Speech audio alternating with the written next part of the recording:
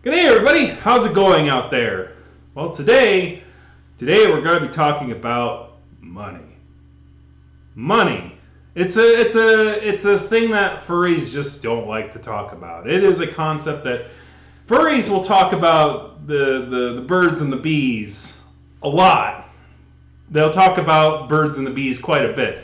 Finance, though, is very personal. It's very like, I feel naked. I don't like it. I don't like it.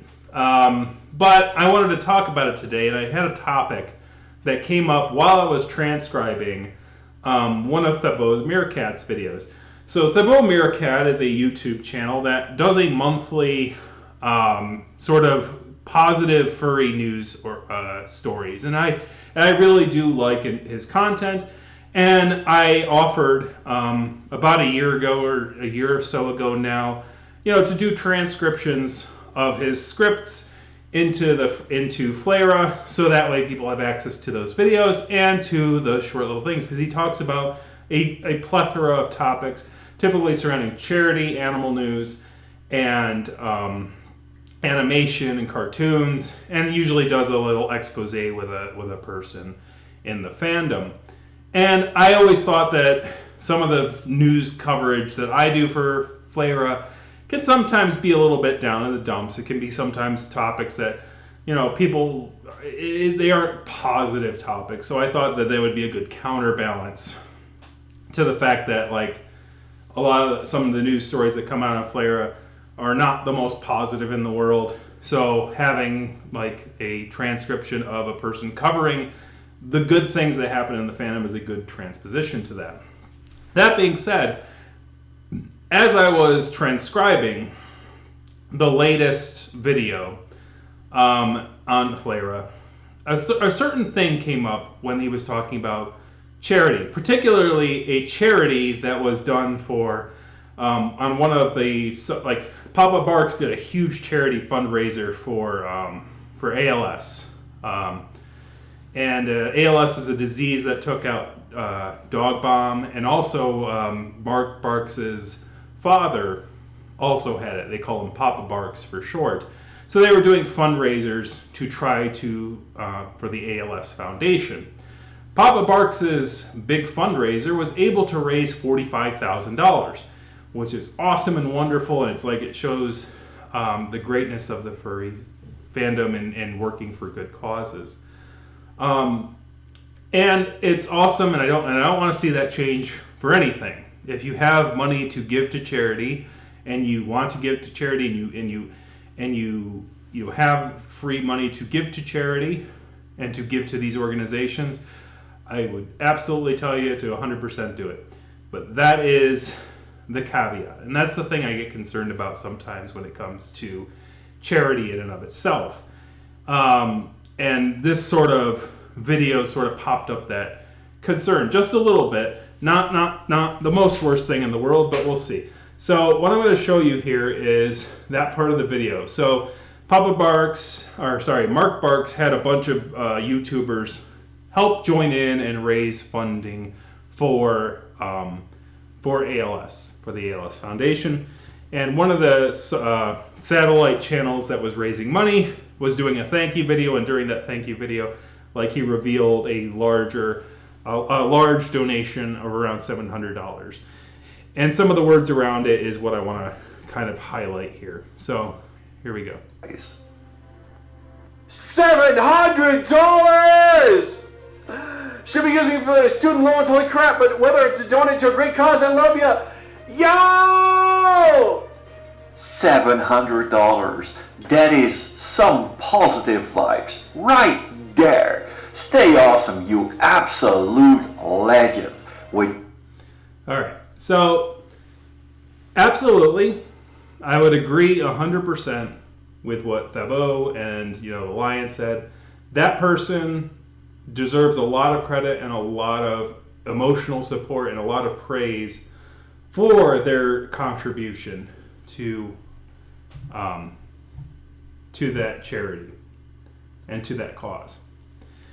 But there was the statement by the person who was talking, and the Lion read it pretty fast, was, I should be using this for student loans, but I'm giving it as charity. Whoa! Like, so there was sort of a tone of regret. Like, there was should I be doing this or A or B?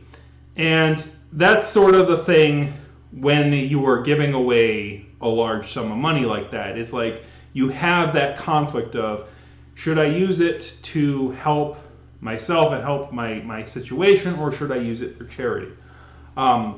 Should I use it to pay back my loans early, or should I use it for charity? Now, I will say this. The loans early versus charity shows that the person deserves a little bit praise on this end too, because they're deciding between being responsible and paying back a debt early versus giving to charity, which is a good position to be in. It's a wonderful position to be in. Many people would really wish to be in a position like that, to make a decision like that with their money. And that's the great thing about having a job and having financial freedom, is that you get to make those kind of decisions. And so I'm not going to stub my nose up at the decision that the person made. The person made that decision. But many furries might be wondering, should I give to charity? That might be a question that they ask, or should I pay back my loan early? That is a very personal question, and it really depends. Like, he gave $700, so would that $700 been better served if he put it on his loan instead? It really depends on multiple factors. How far along is he in the loan? What's the principal amount he owes? What's the interest rate on the debt? You know, how far is he into the term of the loan?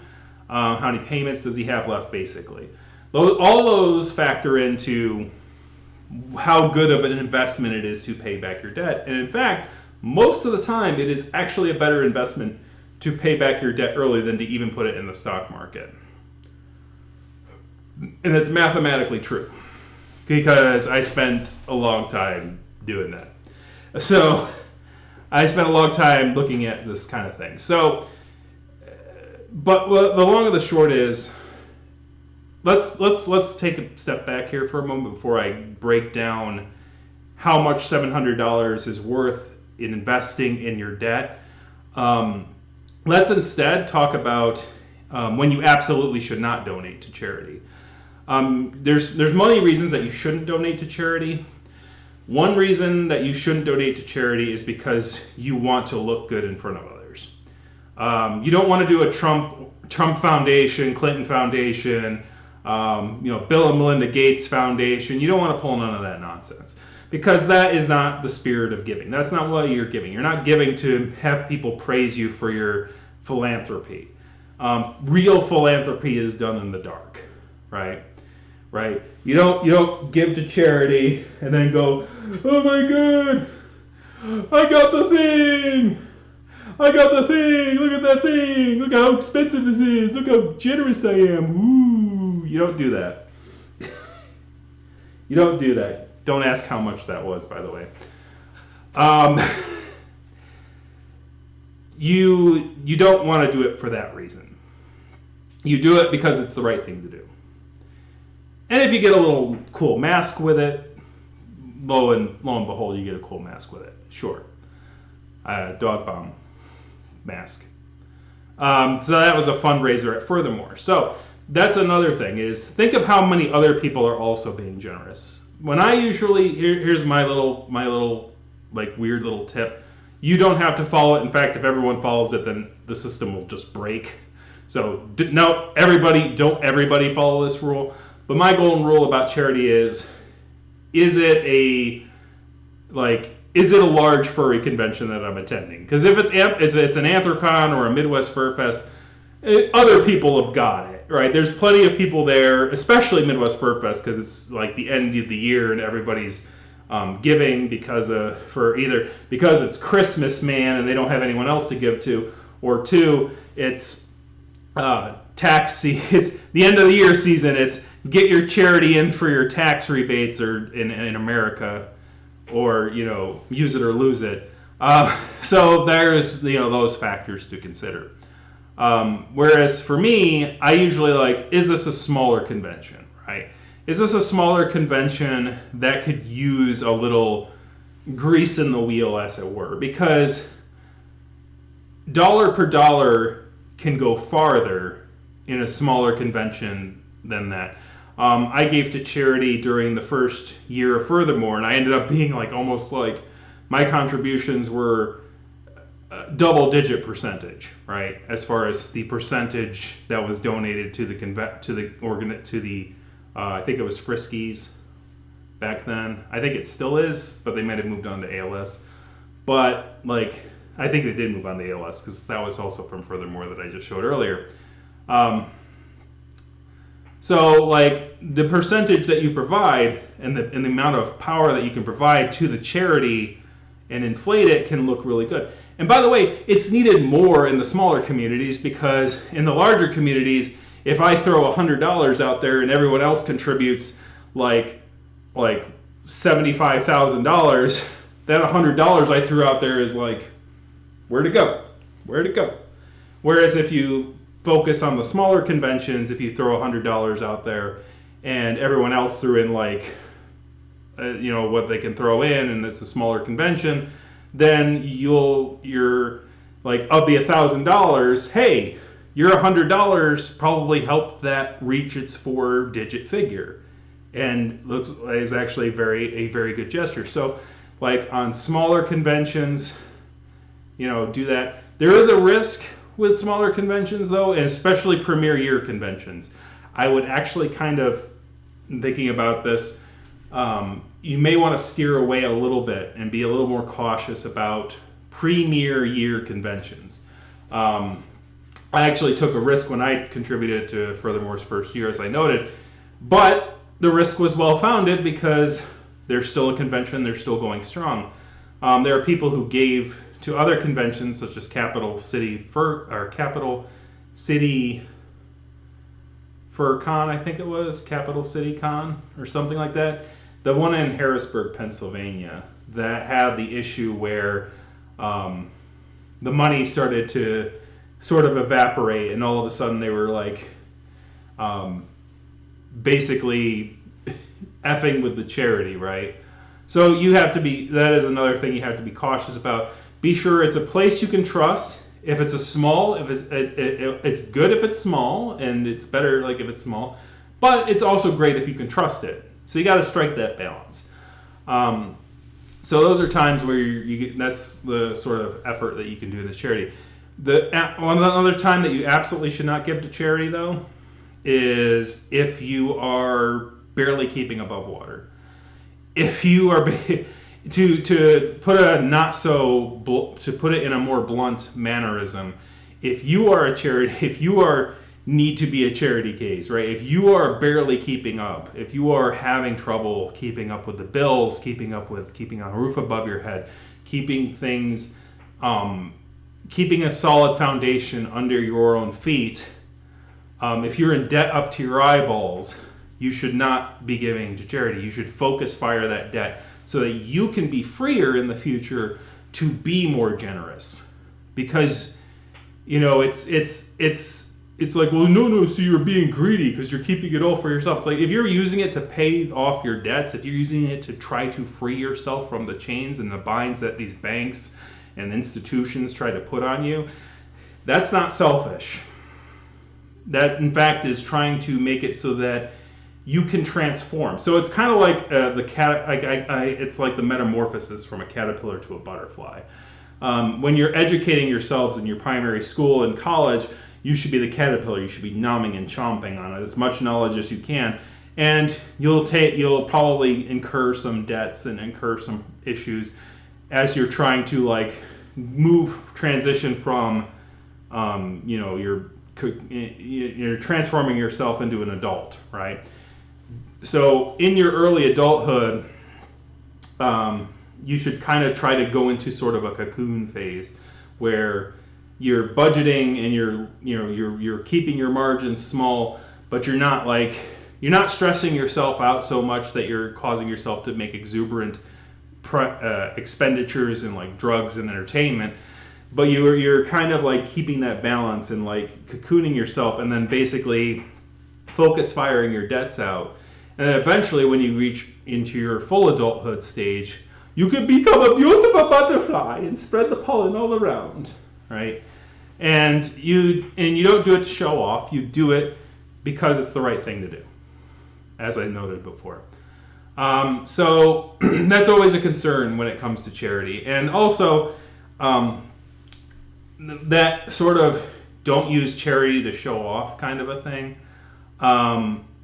that sort of also plays into the issue of, it also works on a societal level too. Not just a personal level, not like just for a Trump or a Clinton or a Bill or Melinda Gates, which is now just Bill Gates, by the way. Oh, wink. So it's not just for that. It's also on a societal level, because sometimes I will see furries use charitability as a defense mechanism, right? So it goes, oh, those furries are a bunch of degenerates, and they're a bunch of heathens. Who needs them? And they'll go, well, furries give to charity. They gave $1 million in XYZ, and it's like, they're not going to care. If a person hates and loathes furries, they're not going to care how charitable you are or using some numbers like that. They're just going to see it as a defense mechanism, and they're just gonna not even care. It's like, oh, what kind of charities did they give to? Heathen charities? Like they'll find like ways to tear you apart. And so don't give to charities as a furry at a furry convention in the hopes that if we raise $5 million, then all of our guilt and sins will be washed away, because it's not going to happen that way. So don't feel guilty if you cannot contribute, and don't feel like you're not helping the furry cause. Because here's the thing: if you're a furry and you're in debt up to your eyeballs and things like that, it really is helpful to make it so that you can get yourself out of debt, so that you might be able to help somebody else down the line, right? So that you can help contribute, and so that you can help give to charity. Because, unfortunately, terminal illness isn't going anywhere. When you get old, there will still be terminal illnesses that need research done. Hopefully it won't be ALS. Hopefully ALS will be solved. Hopefully HIV will be solved. Hopefully cancer, will be solved. But there will probably be other terminal diseases that need your help in funding research. So don't worry that you'll miss out on helping solve this problem. There will be some problems that you can help solve in the future, and you're going to have a lot more money to attack that with. Speaking of which, how much more money, right? How much more money? And that's a big question. It's like, well, it's just $700 if they paid it back toward the student loans. I mean, that's just a waste of money. I mean, he's going to have to pay that back later anyway. I mean, yeah, that's a fair point, but there's something called interest, right? So we can go over that really quick. So the final part of this video is going to be a little number thing. So if you don't like me looking at spreadsheets and nerding out about spreadsheets, this is your time to get off of the video. But we're going to do this one real quick, all right? So I have a spreadsheet here, and this spreadsheet has a amortization schedule. What is an amortization schedule? So an amortization schedule is a thing that breaks down your bill into its monthly payments. So the tab that I'm on right now is a car payment, and we're not going to be looking at a car payment, but this car payment is like 72 months, so that's a 6-year car loan. And I look at the overall debts here.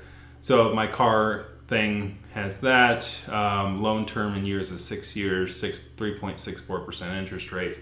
So we're going to look at a student loan, because that was the example he gave, and he said I could use my $700 for a student loan. So we're going to take the average student loan. So each of these is the average loan based on I think it was like 2019 statistics. So you have your $32,731 in principal. Every month you'll be paying back $363.38 for 10 years at a 6% interest rate. So what that means is what it sounds like. And usually people will pay back their student loans pretty readily. It's not something they pay back early. Usually they would focus on the credit card debt first, which is always a good idea. And it's the smallest principal balance. So whether you're using what they call the snowball method or the avalanche method, which are, you can go look up what those are, snowball and avalanche method, you would be starting with your credit card debt. But for this example, we're going to use the student loan as the example. So let's say they're on month 2 of their term and they had $700 to spend. If they threw all $700 at this, it would cover $700 of principal. But in order to make the math simple, you can see this is $808.94 for these 4 months here. It's $605.19 for these 3 months. So the interesting thing about this is that a person is spending $605.19, and in return, they save $484.95 in interest. They save that amount of money. So they are saving money by spending the money early on the debt. And the crazy part about it is that people, when they pay back debts, they see it as a passive or a defensive or a boring or non-sexy way of accounting. But in reality, if you take a look at it in a different way, think about it like this. If I put $100 in the stock market, if I put, let's say I put that $700 in the stock market and you get a 7% increase, right? So you would have $749 by the end of the year, right? So you made $49. Congratulations. By spending that $700 on the loan, you saved over the course of the next 3 months, not 1 year, 3 months, $484.95, right? You get an instantaneous, and this is what this is the return of investment. You get an instantaneous, and it's the average of these 3, which is 80.13. So you gave your student loan, you paid $700, actually you paid like $600 in this case, $605. You paid $605 to your student loan, and you instantly, as soon as you gave that money to your student loan, as long as the loan doesn't have any weird stipulations like early payment penalties or anything like that, we're assuming that, you instantly got 80.13% of return of investment over the course of 3 months. So you won't realize that savings until the 3 months pass by, right? Because you saved that amount of money over that amount of time. So in essence, it took you 3 months to earn that return of investment. But it's guaranteed. It's guaranteed money. Which is, you can't get that in the stock market. You cannot say, give me this, I guarantee you'll get 80.13% back. You cannot get that in the stock market. You can't get that in the stock market if you're Warren Buffett, who is a freaking master at these things. He's the Oracle of Omaha. You cannot beat that. There is nobody out there. And if anyone's giving you that, then you need to call the SEC because they're doing something. So basically, you want to keep out of debt, and this is a big reason why. Because here's the thing, it's like, I get 7% back. So you got 80.13% back in 3 months for putting $700 in there, as opposed to getting 7% over a course of a year by putting it in the stock market.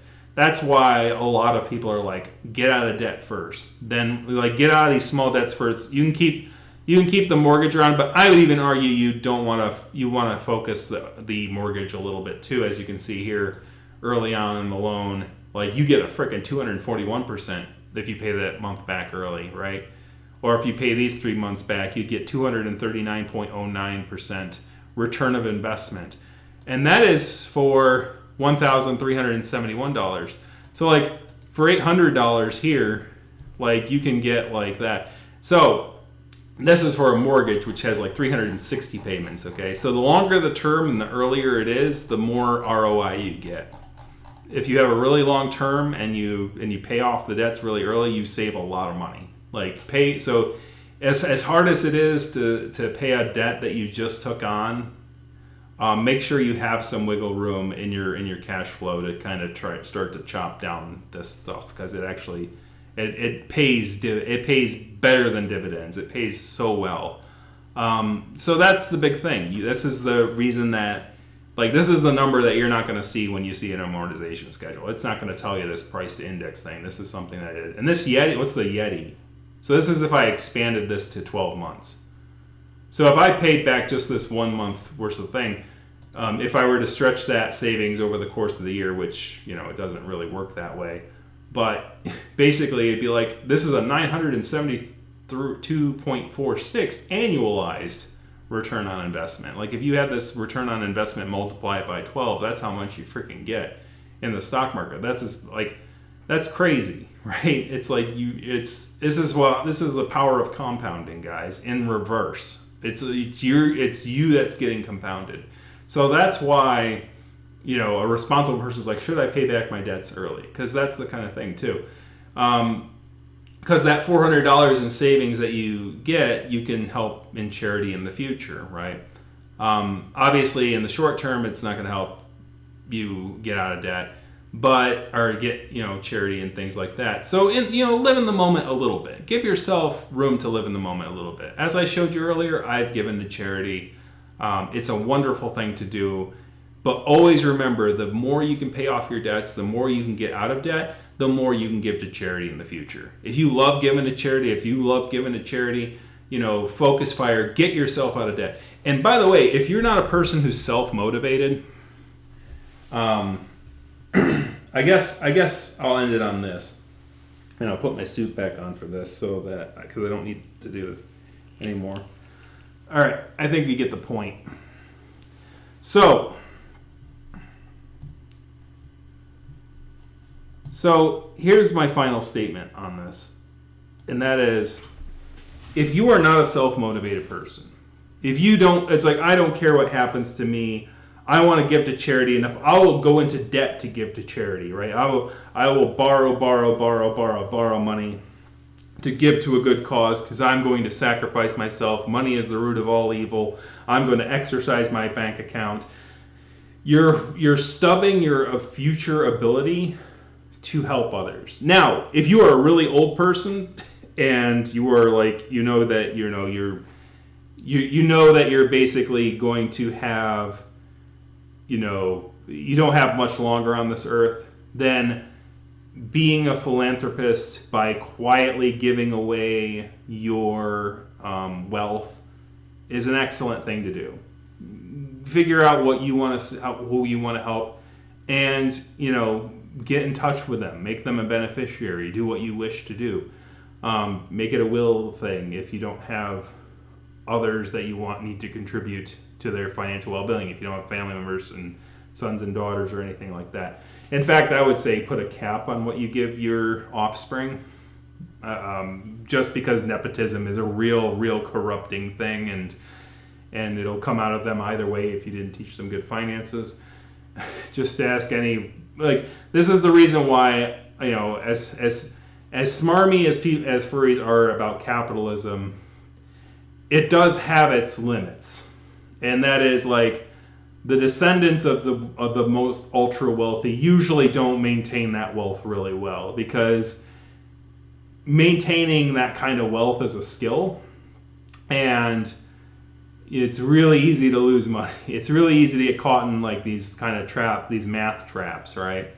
So it's kind of easier for society if finances kind of go away from the Rockefeller families and into the Musk family and into the Bezos families. And the Musk and Bezoses will be the horror stories of 3 generations down the line. But the short is that there's not going to really be a Trump, a Musk, a Clinton. They'll just be no names, right? I think that's the good thing about America. At least I still think it's the same as it always has been. 1,000 years down the line, these names will just be distant memories, right? They'll have some news they'll have some new SOBs to worry about. So in the end, like, do what you feel is right. This is just sort of a thought experiment. I said I wouldn't go back to the chart, but I did forget an important thing. And that is, the longer you get into the term of the loan, the less effective it is. Because the more principal you start to pay, so basically you see this principal, the amount of principal that takes to pay off every month basically increases down the line. And so, like, if you were to say, oh, I got $700 to burn, and you were on your last two payments, right? There's your $721. Like, you're only saving $5 at that point, and you're only saving like 1%, right? Which is still better than a savings account. It's still a little bit better than leaving your money in a savings account. But it's at that point, when you reach that part of the loan, you might go, there might be better uses for that money, and I'll just let the rest of the thing go. Or I'll just pay it off just to get it off my plate and get rid of a monthly payment, so that way my cash flow increases, right? Because that's, when you're near the end of a loan, that's the big thing, is that if you can close out the loan, then your cash flow increases because you don't have money that you're forced to pay out every month, right? And then you can give more of that money to charity or to your favorite furry thing. You can subscribe to people's Patreons and things like that, which I don't have one. This would be the time I would promote one, but I don't have one. I don't want one. I'm fine. Give your money to Thabo or to Alkali or to, somebody else, because I'm fine and I'm doing fine, and I don't need more money coming in. I'm doing well. I'm doing fine. So, because I'm a nerd, and as you saw, I nerd out about things. So my cash flow is positive, and I'm not in any urgent need. There are furry content creators out there that you can help support, or there's charities that you can help support. And by getting out of debt and not giving it to those MFers at banks, you help yourself out. And then you can complain about the taxes. See, you ever wonder why young people complain about banks and capitalism and old people complain about government? It's not a coincidence. It's simply that young people are paying banks and corporations back in monthly payments and interest rates for student loans and mortgages and all that stuff. And then when you get older, the only people you owe money to on a regular basis is the government and taxes. And then you get angry about government and taxes because those are the only things that are siphoning your money away instead of interest and all that stuff. So your job as a person is to accelerate yourself so that the only finance thing you're concerned about is taxes. And then you forget the fact that you were not only paying taxes, but you were also paying interest on loans. And you were somehow doing fine, but now you're complaining because, I still have to pay Uncle Sam. Oh, no. Anyways, enough financial politics. Hey, I said we were talking about finances, and furries are like, oh, God, help me. No, stop. Anyways, thanks very much for watching and dealing with talking about this very uncomfortable topic. But I thought it was an important one to discuss, but keep on giving on. And I'm very happy for those who give to charity, and I would never stub my nose at them. Kick that like, kick the subscribe button, kick a comment in the comment section. Do you give to charities? What are your kind of favorite charities? You could share your favorite charities in the description below. But don't try to sneak. Don't be sneaky. I see you bots out there. They're like, oh, you want to give to this NFT charity? No, I will kick you. I will kick you hard. No. Anyways, thanks.